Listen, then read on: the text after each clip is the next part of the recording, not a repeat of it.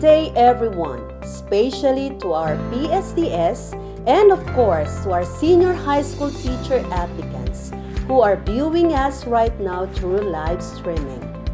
I'm Dr. LAARNI V. Miranda, Education Program Supervisor for EPP, TLE, and TVL, and designated as Division Senior High School Focal Person. And today, I am tasked to discuss to you the remaining provisions of DepEd Order No. 3 Series 2016, particularly Provisions 8 to 14. So let's continue the orientation. Provision number 8 states the constituting and utilizing of the Registry of Qualified Applicants, or RQA. The RQA is the list of applicants qualified for appointment, which shall be used in filling up new items and natural vacancies for senior high school teaching positions. It shall be valid for a period of 1 year. That is why, for those who were not hired, even though they were in the RQA, they have to undergo the same process of applying, because everything goes back to square one. However, if and only if all applicants in the RQA had been appointed and there are still available positions, the SDO shall appoint applicants following the guidelines in items 10 to 12 of this provision, which I will discuss later. Number 2 of the provision states that the cut-off score for the inclusion in the RQA is 70 points. This means that only those senior high school teacher applicants whose scores is 70 points and above shall be included in the RQA. Please take note that there is no recalibration or updating of scores for senior high school applicants when the RQA will be officially posted here in the division office and on our DepEd website. Furthermore, the Division Selection Committee will prepare 5 separate RQAs for senior high school, according to the 5 subject groups that Zamboanga City Division is offering. And these are UMS, ABM, STEM, TVL, and Sports. Subject area specialization of the qualified applicants shall be the primary consideration. Thus, applicants to be appointed must be qualified to teach the subject area specialization needed by the school. Most importantly, only those applicants with professional teaching licenses from PRC shall be given permanent appointments, and those non-eligible will be given contractual appointments, and they must pass the LET within 5 years of hiring.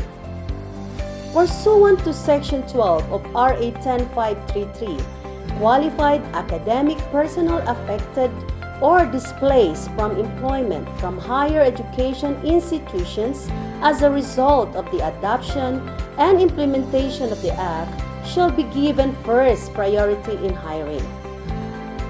Thus, per RQA, displaced HEI faculty with the specializations needed by the school shall be appointed first before all other qualified applicants may be appointed.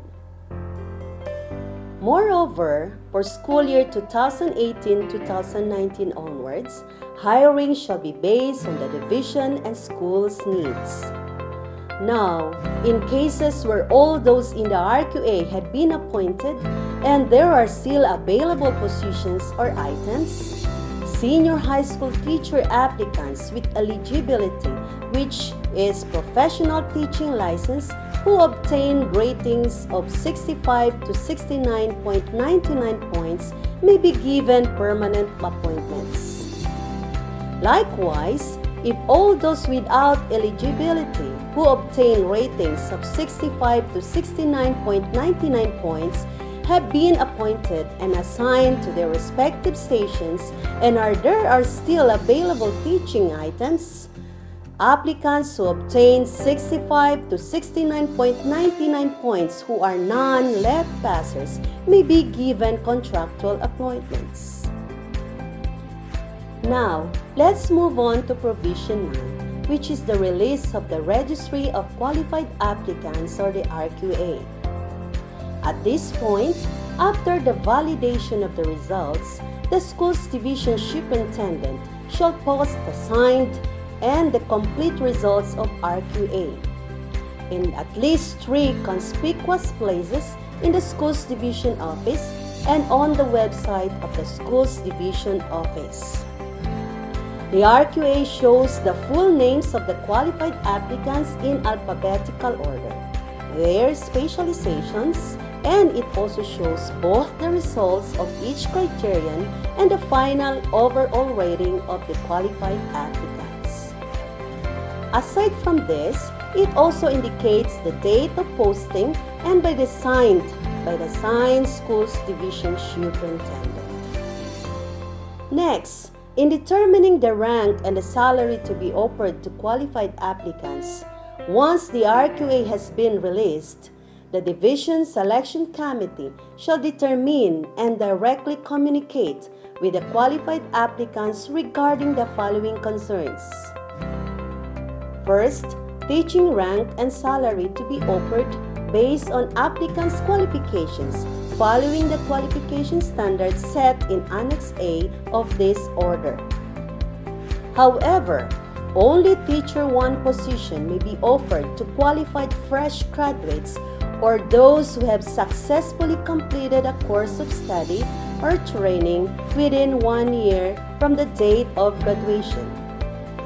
Hence, there are 3 options for status of employment based on applicants' preference and eligibility. First, permanent status.